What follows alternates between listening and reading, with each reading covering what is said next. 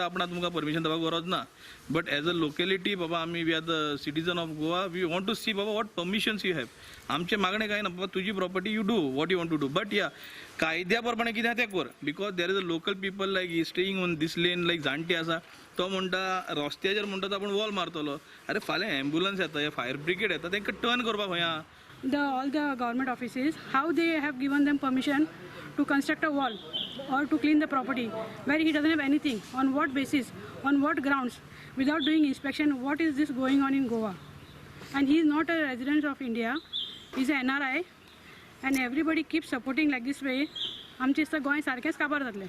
तेगे truck B हाडून दिवपा न्हय तेगे रस्तो कोण तेका आर्दी तेगे दुरीक बांदपा तुमकां तेणे आनी 3 मिटर सोडपा जाय होय 3 मिटर्स कायद्यान 6 मिटर जमीन आसपा जायी तो म्हणटा आपूण आमगे शिमेचेर सारकें दुरीक बांदिता जेन्ना तो दुरीक बांदिता तेगे प्रॉपर्टींतल्यान एक देखून तो metre सोडूं सोदना. So what work you want to do? I want to build my compound wall in my own property. On the property. That's it. Why the people are objecting?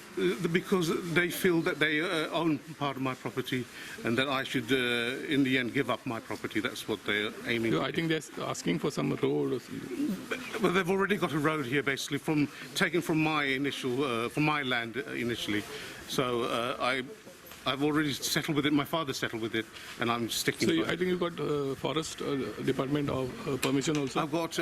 Well, I had not got the full license because somebody cut some trees on my property, and I had to pay an additional fine, which is true.